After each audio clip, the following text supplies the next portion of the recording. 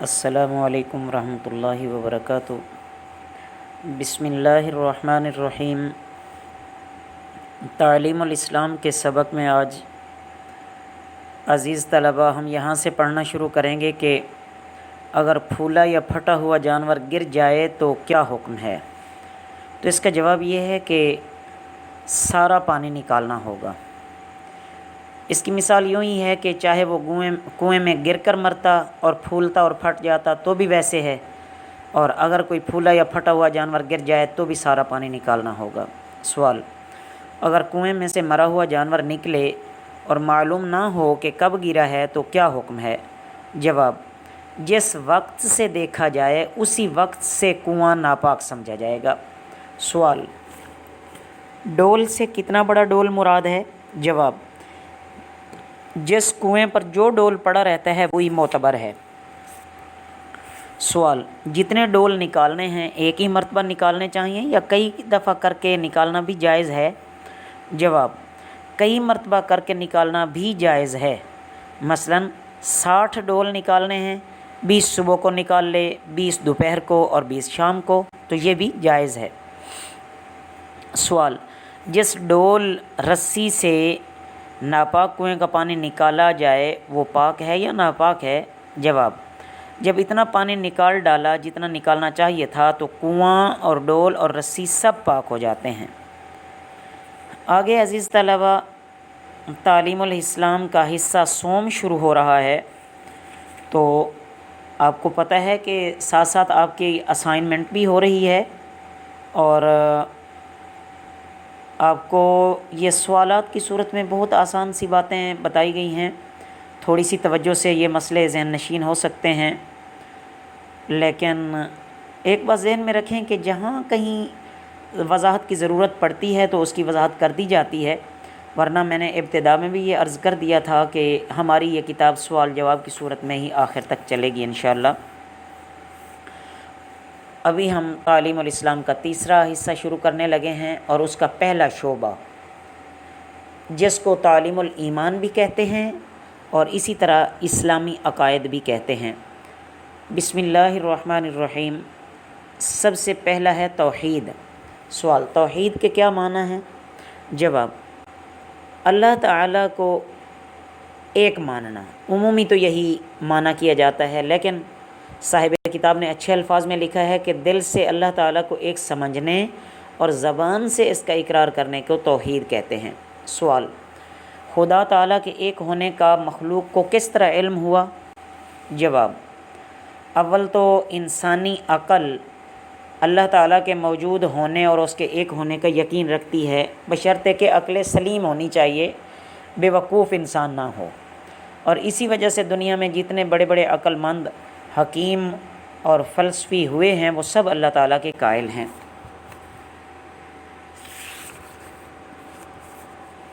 سوال: کیا قرآن مجید میں توحید کی تعلیم دی گئی ہے؟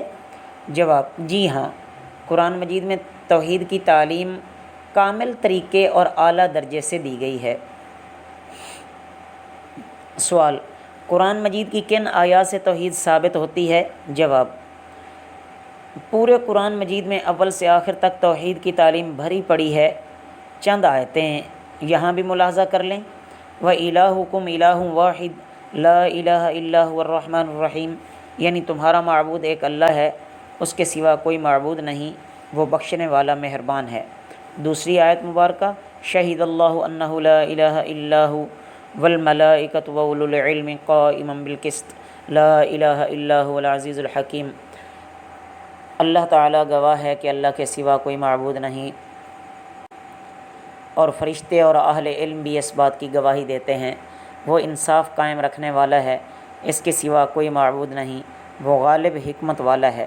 اسی طرح اور بھی بے شمار آیات اللہ تعالیٰ کی توحید پر دعوت دیتی ہیں، توحید کو ثابت کرتی ہیں، توحید کی تعلیم دیتی ہیں۔ جیسے سورہ اخلاص مکمل ہے، یہاں قل هو اللہ احد صرف لکھا ہوا ہے کہ تو کہہ کہ اللہ ایک ہے۔ سوال: اللہ تعالیٰ کا ذاتی نام کیا ہے؟ جواب: خدا تعالیٰ کا ذاتی نام اللہ ہے، اس کو اسم ذات اور اسم ذاتی بھی کہتے ہیں۔ سوال: لفظ اللہ کے سوا اللہ تعالیٰ کے اور ناموں جیسے خالق، رزاق وغیرہ ان کو کیا کہتے ہیں؟ جواب: اللہ کے سوا خدا تعالیٰ کے اور ناموں کو صفاتی نام کہتے ہیں۔ سوال: صفاتی نام کے کیا معنی ہیں؟ جواب: خدا تعالیٰ کی بہت سی صفتیں ہیں، جیسے قدیم ہونا یعنی ہمیشہ سے ہونا اور ہمیشہ رہنا، عالم یعنی ہر چیز کو جاننے والا ہونا، قادر یعنی ہر چیز پر اسی کی طاقت اور قدرت ہے، حی زندہ ہونا۔ تو جو نام کے ان صفتوں میں سے کسی صفت کو ظاہر کرے اس کو صفاتی نام کہتے ہیں۔ جیسا کہ ایک عام سی مثال ہے کہ جو عالم یا عالمہ ہوتی ہے، اسی طرح اس کو جب اس کے نام کے ساتھ عالم کہتے ہیں، عالمہ کہتے ہیں، حافظ کہتے ہیں، حافظہ کہتے ہیں، قاری کہتے ہیں، قاریہ کہتے ہیں وغیرہ وغیرہ، تو یہ اصل نام تو اس کا وہی ہے، لیکن ساتھ اس کے جب عالم یا قاری یا حافظ لگتا ہے تو وہ اس کا صفاتی نام کہلاتا ہے کہ وہ اللہ کی طرف سے اسے ایک دی ہوئی صفت ہے۔ سوال: خدا تعالیٰ کا ذاتی نام تو ایک لفظ اللہ ہے، اس کے صفاتی نام کتنے ہیں؟ جواب: اللہ تعالیٰ نے خود فرمایا وَلِلَّهِ الْأَسْمَاءُ الْحُسْنَى کہ اللہ تعالیٰ کے بہت سے اچھے نام ہیں، انہیں ان سے پکارو۔ اور حدیث شریف میں بھی ہے ان للہ تعالیٰ 99 اسما 100 الا واحدا۔ بخاری شریف میں ہے کہ بے شک اللہ تعالیٰ کے 99 یعنی ایک کم 100 نام ہیں۔ اسی طرح اور بھی احادیث کی کتابوں میں کثیر تعداد سے اللہ تعالیٰ کے صفاتی نام آئے ہیں۔ تو یہاں تک آپ اس کو اچھی طرح ذہن نشین کر لیں۔ ملائکہ یا فرشتے سے انشاءاللہ کل کا سبق شروع کریں گے۔